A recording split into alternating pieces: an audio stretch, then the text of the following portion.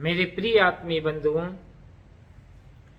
इस दुनिया में तो ऐसा कोई भी इंसान नहीं हुआ जो किसी न किसी व्यक्ति से लगाव नहीं रखता।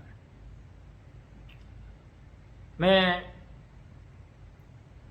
एक उन्हीं मुद्दों पर बात करूंगा जहां पर हर इंसान बेसुध हो जाता है, बेखबर हो जाता है। आज मैं ऐसे अद्भुत शब्द पर व्याख्या करूंगा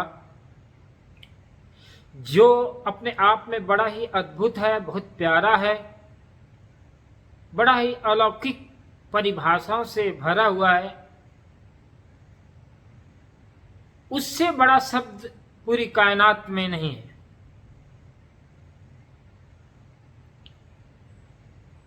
इस संसार में प्रत्येक प्राणी का जीवन भावनाओं और दिलों से जुड़ा हुआ होता है।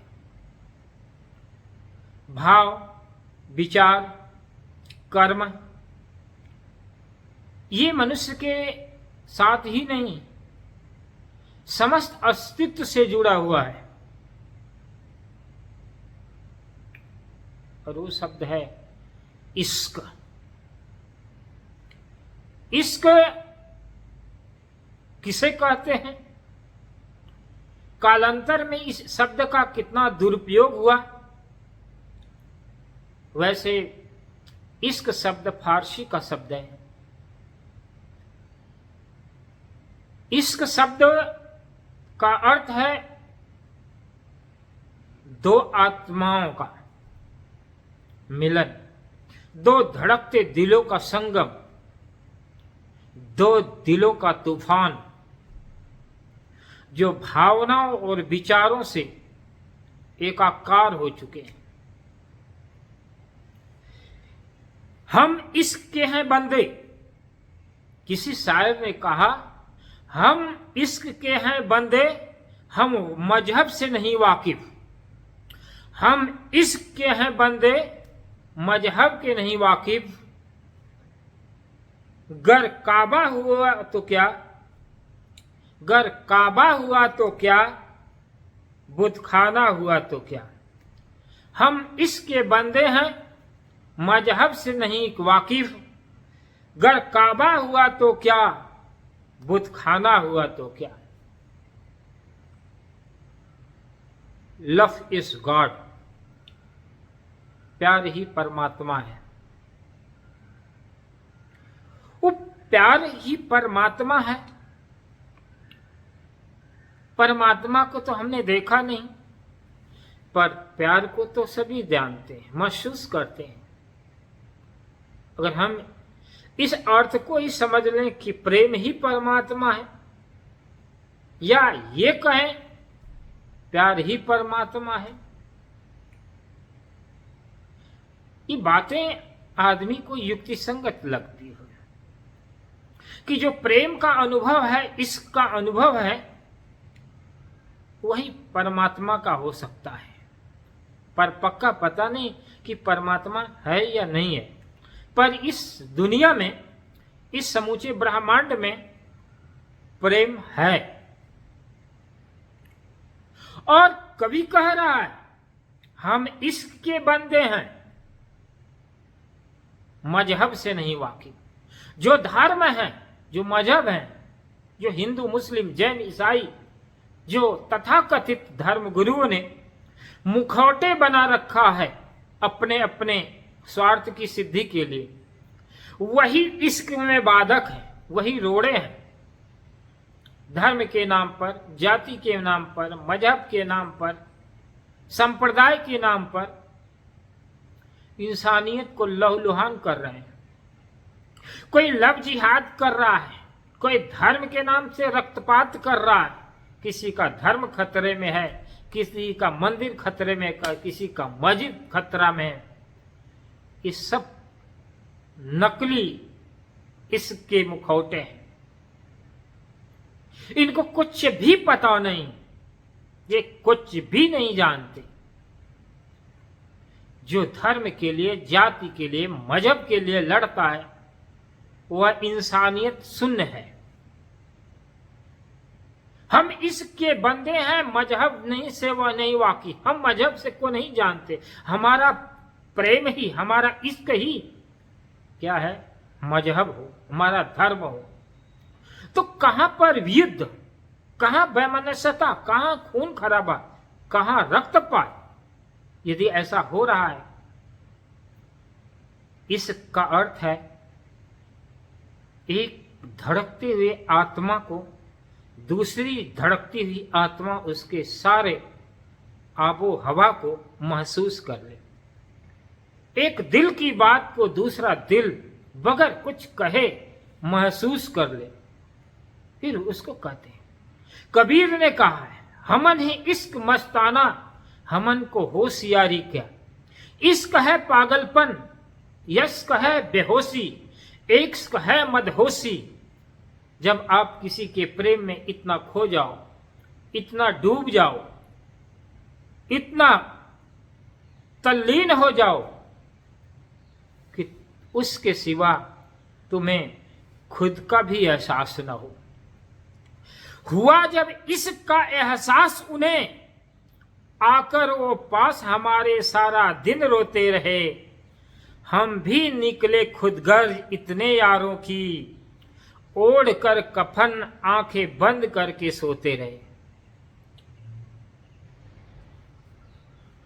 जब इश्क होता है इंसान को, तो न दिन दिखाई देता, न रात दिखाई देती है, न भूख न प्यास, न हाप न लाभ, न गलत न सही। अब उस आदमी को क्या कह सकते हैं?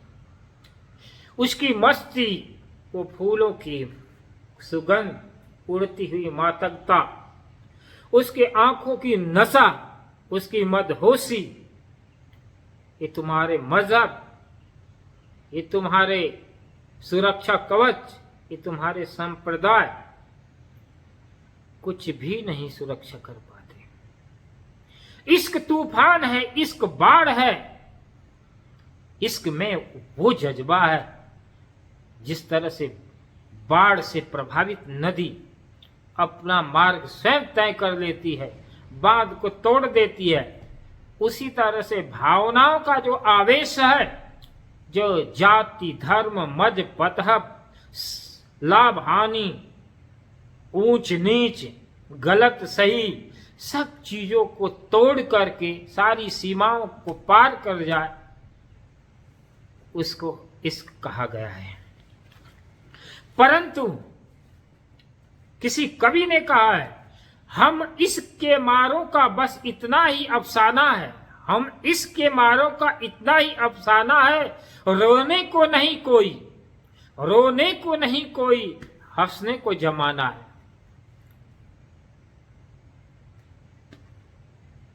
जो इश्क से मारा हुआ है, जिसको दर्द है इश्क का, प्रेम का, जो प्रेम रोगी है, उसका कोई इलाज नहीं, उसका कोई इलाज कर भी नहीं सकता है। उस रोते हुए इश्क से पीड़ित, इश्क में डूबे हुए रुदन को, अश्रुपात को कोई महसूस नहीं कर सकता। परंतु आज के परिवेश में एक युवती एक युवक के प्रेम में पड़ जाए, एक युवक एक युवती के प्रेम में पड़ जाए, जो दो सामान्य व्यक्ति दो दूसरे के प्रेम में पड़ जाते हैं, वो मदहोशी, वो गाफली, वो नशा, वो जुनून, वो जज्बा, जो एक दूसरे को बेचैन कर देती हैं, वो सामान्य प्रेम है। आजकल की परिभाषा में वो प्रेम की परिभाषा है। पर इश्क उसे कहा जाता है शुद्धतम रूप, जो वासना रहित और कामना रहित प्रेम। इश्क का मतलब होता है वह प्रेम जिसके अंदर न वासना है और न कामना है, वासना मुक्त जो अटैचमेंट है, जो लगाव है, जो प्रेम है, उसको इश्क कहा गया। चाय की चुस्की बड़े हम प्रेम से पीते हैं, और जब सर्द रात हो और सर्द दिन हो और हमें चाय मिलती है तो हमारे भावनाओं का जो एक सैलाब भाव विभोर होने लगता है, अंदर से एक तलब पैदा होती है चाय पीने के आदि को। उसी तरह कोई इश्क में डूबा हो, प्रेम में डूबा हो और उसका प्रेमी मिल जाए तो वह वैसी ही अनुभूतियों से गुजरता है। वासनात्मक प्रेम इश्क नहीं हो सकता है। वासना है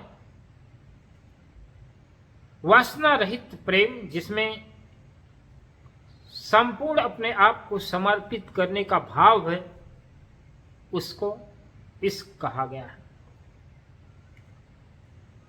कबीर की शब्दावली ये कहती है, हमन है इश्क मस्ताना। मस्ताना जिनके मन में कोई संकल्प ही नहीं, जिसका मन अस्त हो चुका, जिसके मन में संकल्प और विकल्प है ही नहीं, वो इश्क के मत वाले हैं, इश्क के दीवाने हैं।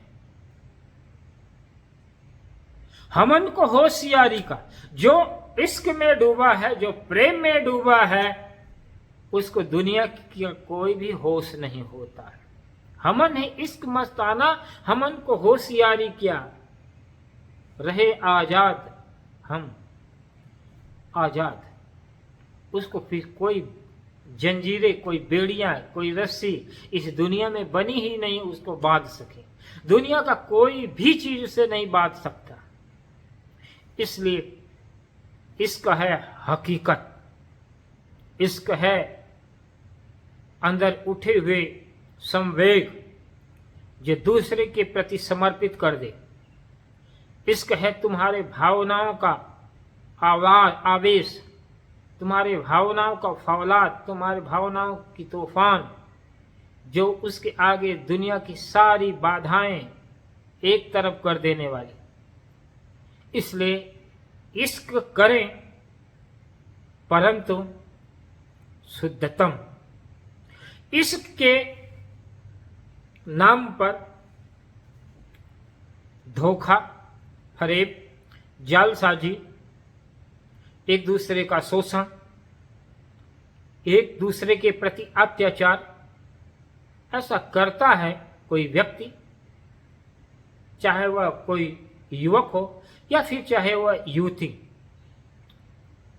ये सभी निकृष्ट माने गए हैं। अगर तुम किसी से प्रेम कर रहे हो, तुम्हारी धड़कनें किसी के लिए चल रही हैं, तो तुम बस उसकी मौजूदगी का एहसास करो और उसकी उपस्थिति में उससे कुछ भी नहीं चाहो।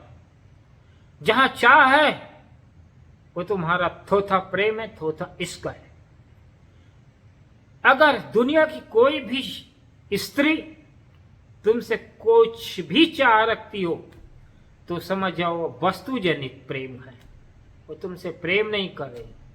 और कोई पुरुष अगर स्त्री को उसके बाह्य आकर्षण रूप को देख करके आकर्षित होकर के प्रेम कर रहा है, उसके आगे पीछे चक्करे काटता है, वह ही निकृष्टतम प्रेम है। प्रेम है दो दिलों का वो संगम जहां न कोई वासना है न कोई कामना है, बस एक दूसरे के पास बैठ करके सुख में, अनुभूतियों में डूबे। वो सुख के झरने, वो प्रेम के झरने, सहानुभूति के झरने जो तुम्हारी अंतरतल को भिगो दे, तुम्हारी अंतरात्मा को ताजी कर दे, तुम्हारे मन के अंदर एक प्रेम का सुवास पैदा कर दे, जो तुम्हारे अंदर 24 घंटा एक मादकता, एक नशा छाया हो, जिसके बगैर तुम अपना जीवन ही अधूरा महसूस करते हो, जिसके बगैर एक पल जीना तुम्हारे लिए कठिन होता हो, वह है इश्क। और वो हमारे सूफी संतों ने सिखाया है। रहस्यवादी संतों ने सिखाया। उन्होंने एक अद्भुत शक्ति, एक अद्भुत अलौकिक शक्ति से जुड़े, जिसको हम डिवाइन एनर्जी कह सकते हैं।